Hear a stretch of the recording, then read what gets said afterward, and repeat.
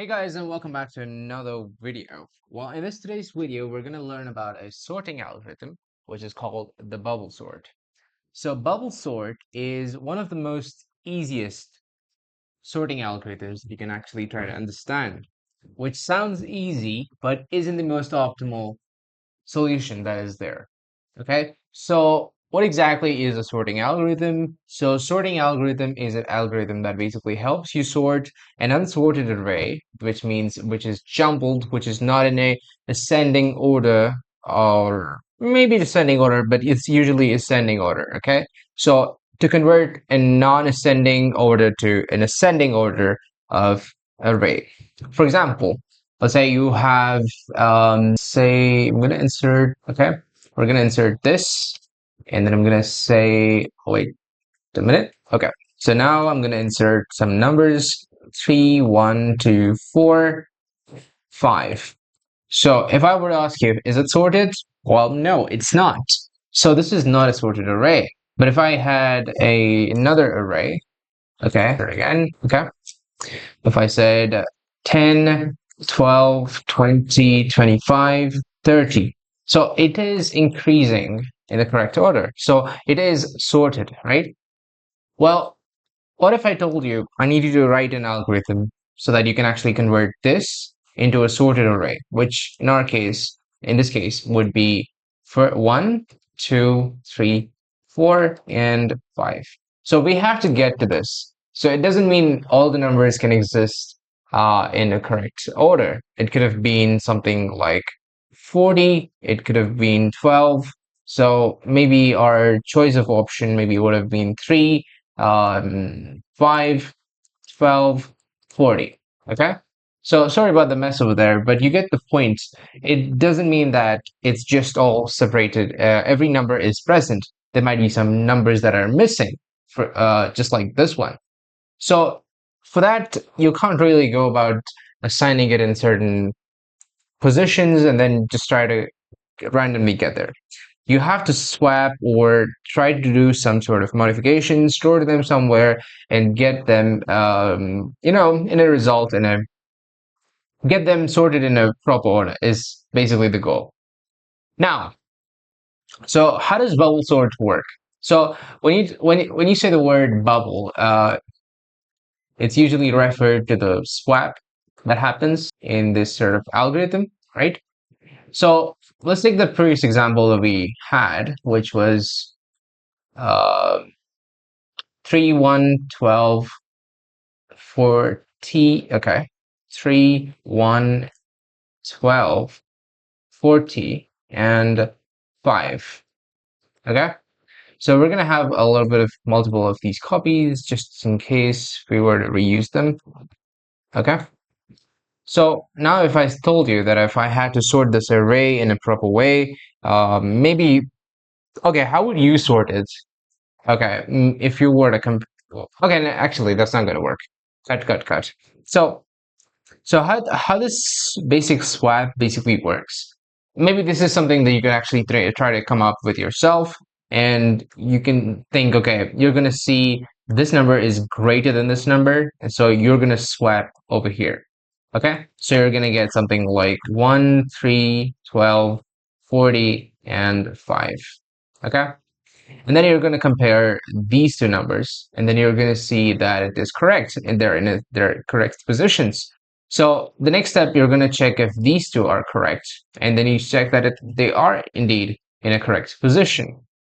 Now, you go with checking this one. So already we have done what? It is the first iteration that is happening, okay?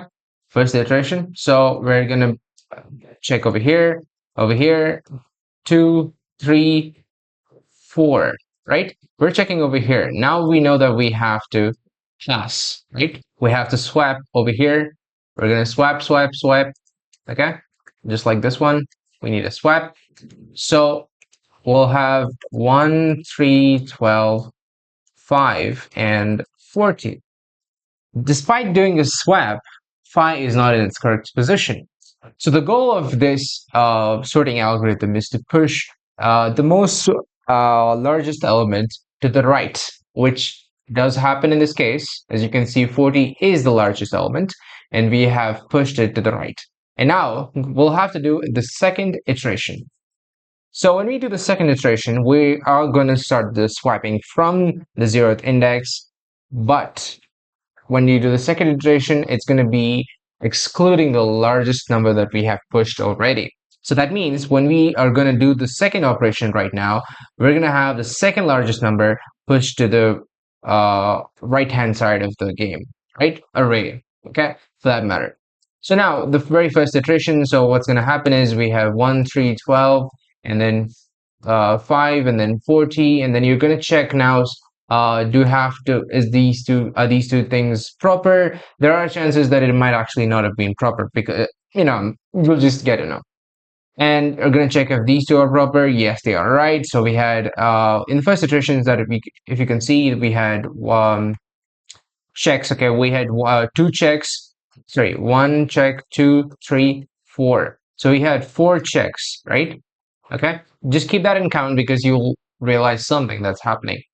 And you're gonna have 1, 2, and 3. So this is where the swap is gonna happen, because 12 is greater than 5, and yet it is on the left hand side of 5, right? So this is where the swap is gonna happen.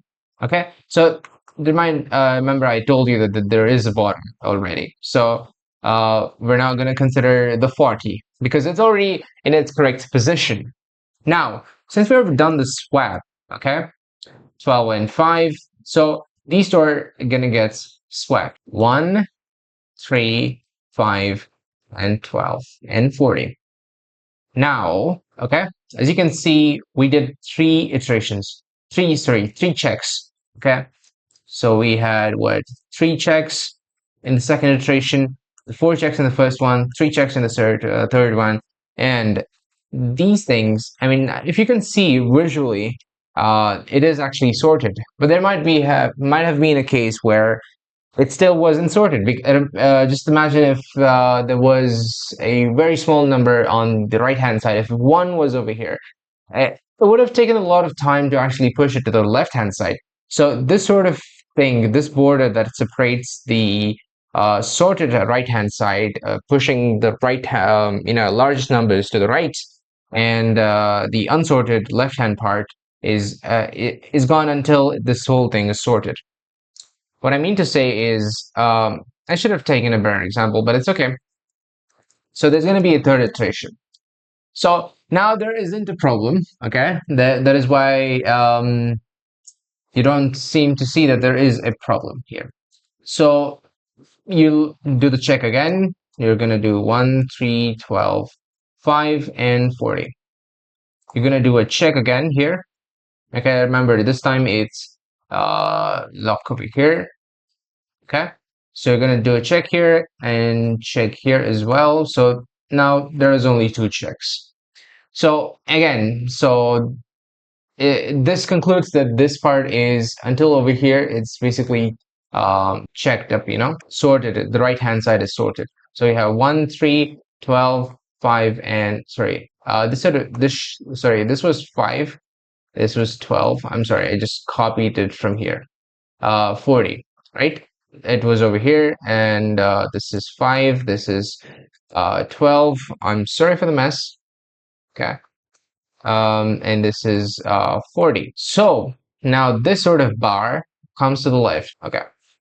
So it comes to the left. So notice that we actually did just 2 checks. So it has been decreasing the number of times that we have gone. So it was 4, it was 3 then, and in the next iteration was 2, and then eventually when we're gonna move the border over here, it's gonna be, 0 ultimately. But so over here there would be 1 check on the second, in the fourth iteration. So eventually there would just be 1, and this thing would come out of here. Okay, so sorry, it would come here, and so you wouldn't have to check this thing on its own, right? So it wouldn't make any sense. So this is the whole idea of this sort of algorithm. Okay, so you might want to try to understand this sort of thing with a better example, and which is completely in a very unsorted manner. And this isn't the most optimal solution, but this is how bubble sort works by swapping enormous amount of times, not enormous amount of times, but in a fixed curated format of time. Right. And now we're going to learn about how to write a code for this. So we're going to write the code for bubble sort. So again, when I say bubble, it basically means it's swap sort. You're going to swap, swap, swap, and until you push the larger elements to the right-hand side of the array. Now, so notice I actually did how many? One, two, three, four number of iterations, and in each one of those things I had some sort of pass and checks. Okay, so I'll have to maintain a pointer maybe. Okay, but I did 4 number of checks because if I were to just look into it over here, okay, I have 5 elements, so that means I can basically compare these two. Okay, I can compare these two, I can compare these two, I can compare these two. So there is 4 possible checks in the whole array.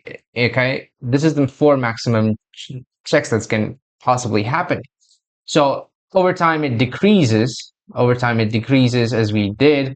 So it's 4. It goes from 4 and then 3 and then 2, and that's how things work, right? So we'll have to maintain some sort of thing that will allow you to do it. And also, so we did that 4 times, right? So we did that 4 times. 1, 2, 3, 4. 4 times. So for that, if you were to write over here, you're going to maintain a integer variable, I, okay, which start from 0 and then make it as one number lesser than the total size of the array. Let's say if this was 4, sorry, if this was 5, so you need to have this sort of iteration sort of thing done 4 number of times, a number less than the size of the array. So unlike the previous time that when I said it has to be I has to be lesser than n because so that you can reach to n minus 1 index, but we're not trying to reach n minus 1. We're trying to reach a number less than the size of the array, okay, which is n minus 2 for that matter. So you're going to have to put that in that sort of perspective, because if you imagine if you just actually did n, so that n would have been, I mean, I would have gone from 0 to n, so that would have been, I mean, n minus 1, and that would have been what? Again, the size is as equivalent of the 5, which is the size of the array. But what you actually need 4, so you need n minus 1 lesser than n minus 1, which is n minus 2, and n minus 2, which is the second last element. Okay, the second last element is n minus 2. You have to reach there. So when I say lesser than n minus 1, it actually means n minus 2. You're traversing your I till n minus 2. Although I is just used as a number, we're not actually using that as a pointer in this sort of thing, which you'll try to understand when we go further. Now, so this just declares that you have to do it n minus 1 times the iteration. Okay. Now we're going to set up another pointer, j, which I'm going to use to compare 2 elements and swap if necessary. Okay. This would be j, and this would be j plus 1. Okay. So I'm just using one pointer because the item that you're going to compare with is actually the index just plus 1 of wherever you are over here. Okay, so I'm going to consider from int j equal to 0, okay, because each time you're actually going from 0. And then j is lesser than n minus 1 because I itself is not going to go till there. But that's not the issue, but n minus 1 minus I. Okay, so why I? Because this, as I said, this is the number, okay? And so every single time, as I told you in the first iteration, when I is equal to 0, you'll have to go 4 times, and then you'll have to go 3 times, and then 2 times. So the number of swaps that is required linearly decreases. So we need something that's actually going to decrease with the count of the iteration increasing. So each time the j value, what it's going to reach the maximum value, is going to be one lesser every single time. It might be a little confusing at first, but you'll get more clarity as you progress. And then j plus plus. Now, what you're going to do is, so this is a situation where you have an array like this, okay? It's the first iteration because of the I variable. Sorry, yep, because of the I variable, okay? And it's also the first swap that you're actually going to do, okay? So you're going to compare this j pointer with j plus 1, okay? Imagine and just remember that these things are just pointers of the indices. So you'll have to convert them into numbers, and for that you'll have to index the array, okay? So I'm going to put an if condition and then say if the array of j is lesser, if it's greater, because the left hand side, if it's greater, only then you have to swap.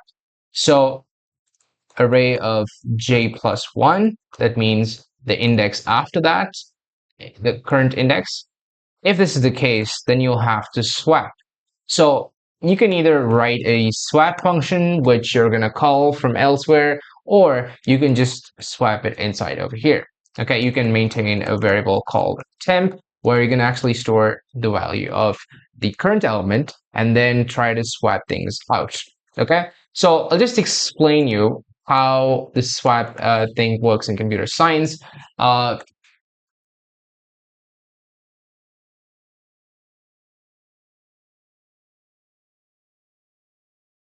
Sigma, and your friend is alpha. So let's say if I say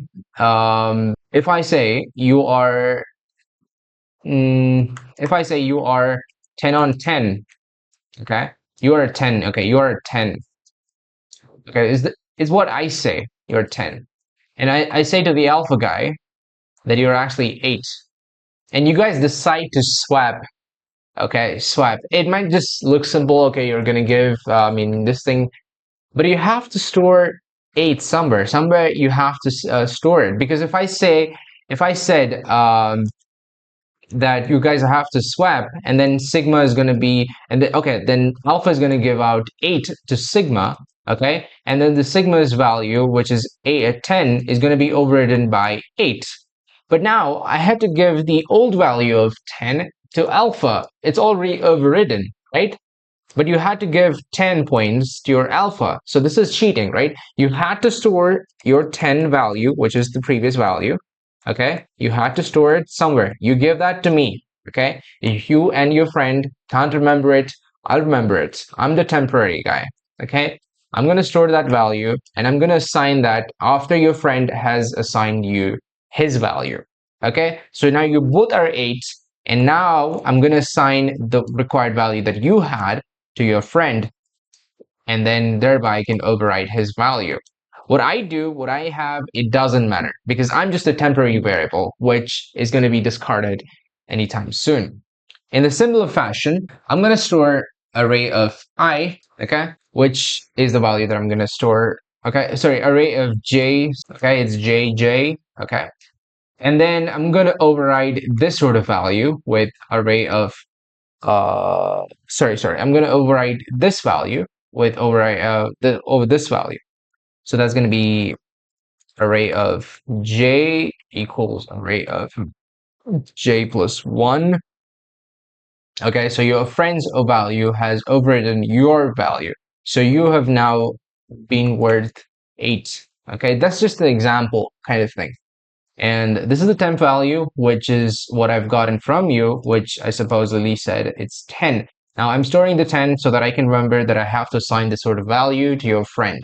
So you both are now, your friend's value has been given to you, and you don't remember your old value now. But I do, because you've given this value to me. So I can say array of j plus 1, which is your friend. I'm going to assign the value that you gave me, okay? Because you've forgotten your value, but I have not. I'm a temporary variable, and I've assigned that value to your friend. So now he's worth a 10. I've given the sigma points to him, your friend who was an alpha.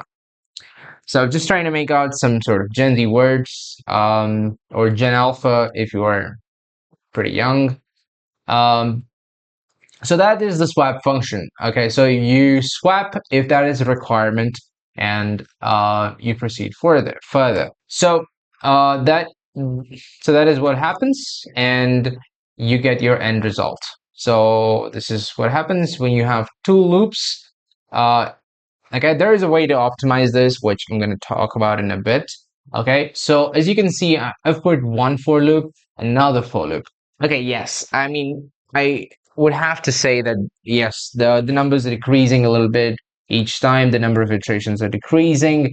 Now, it doesn't mean that the time complexity is going to differ much because it's just one number that you're actually trying to decrease each time. You're not, if you were to divide the numbers over here, I mean, from n by 2 each time, maybe then you could have considered maybe a better time complexity, but not in this case. So I'm going to create a function which is going to be static because it has to be static because it's in within the same object, and you're going to call that, right? Um, public static, which is bubble sort. I'm gonna, since this doesn't return anything, this function doesn't really return anything, so I'm gonna have the function have a return type of void, which means it's not gonna return anything. So this is bubble sort, and obviously I'm gonna have to pass. This is where you're gonna pass arguments. So I'm gonna pass the bubble sort array. Okay, I guess that should be enough. Uh, okay. I mean, there's a way to organize this. So, I mean, optimize this, but we're probably going to talk about that later. So now, okay, I'm going to use for I loop. Okay, so if you're wondering how did I do that, I just entered for I in VS Code. It's pretty simple, and then you get this. As I said, it has to be array.length minus one because we did four number of iterations. And because that is what is possible. You can just look into the explanation that I did earlier, okay, if you just can't recall. And then for I again, which is, Visual Studio really knows about all these things. So, okay, so, and then here, you can have it start from 0 to array.length, which is basically n minus 1 minus I. Initially, it's 0, so it is going to be just n minus 1, valued n minus 1, right? Now you're going to check if array of j is lesser than array of j plus 1, okay? Also, one more thing is once I'm done with all these sorting algorithms, I'm actually now going to explain all the simple stuff. If you just don't understand all the simple stuff, like lesser than, trying to understand what n is, please watch some other videos and get back here because kind of done explaining all the complicated stuff, right? Not complicated, but the simple stuff, but in a more complicated way. So this is where I'm going to sort if I'm sorry, this was supposed to be here. If the element that you are on the left is greater than the element on the right, then you'll have to swap them. And also you need a temporary variable, which is like me, and then you're gonna get this from you, and then array of j plus 1, which is your friend. I'm gonna store that over here, and then okay. Okay, so this is supposed to be j plus 1. Assigning your friend's value to you, and then I'm going to assign your value to your friend, j plus 1 to your temp, right? So now things look pretty good.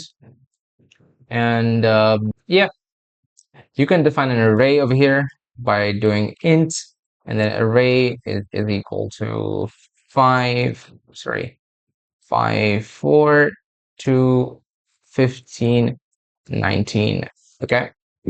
This is obviously not sorted, and you can just print that out. Right, array. No, this is not how you print array. I have not coded for a long time in Java. And then I think it's arrays dot toString. Yes, I'm right. Okay, so this is where you're gonna have this array printed. Okay, this is the very basic array. I mean, the same thing that is already existing, right? Okay, it's the same array, but it's not sorted. But now I'm gonna call the sorting function, which is gonna be int answer or whatever, and then it's gonna call bubble sort, and then pass in the previous array as the parameter inside over here. Okay. Oh, so this is a void. I'm so sorry. This is a void function, so it doesn't really return anything, but it makes modification on this particular array. So I just have to copy this and then paste it again because that particular variable or array variable that exists, it's going to change on its own internally. And that is how you can see that happening. Okay, and if you were to just print, and then you can see that the array is now sorted. And now, what if the element, what if the whole array was sorted, right? What about that particular case? Why would you have to go about swapping again and again if there isn't anything to swap? Because if there is at least anything to swap at any particular point of time, okay, then you would know that the array is unsorted. For example, right? If I had, just example, 20, 30, and then 40, and then maybe like 50. If the array is already sorted, we are going what this way and then this way. Checking this and then over here. Okay, and then we go with check this again, and then check just this because this is already going to be sorted. But if this swap never happens in the first place, okay, because only if there is a swap can we imagine that there was some sort of element that was, let's say, present in an incorrect position, right? Let's say if we could somehow figure out if the swap happened over here. If it didn't happen, we could say it's already sorted because the swipe didn't happen here. But if you were to see all these checks here, the swap wouldn't happen anywhere. But if you were to see the swaps over here, okay, you can optimize this as well. This particular example. So I think this is actually a great example now. Okay, so we had swap over here, and then one of these places is just fine to say that you need to go on with whatever you're doing. But now, here also you had a swap, okay?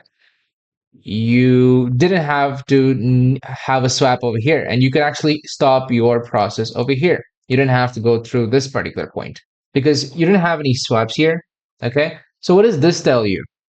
That the array is already sorted. You compared these two, you compared these two. You compared these two and these two, so you didn't have to sort anymore, right? So you could basically maintain a Boolean flag, okay?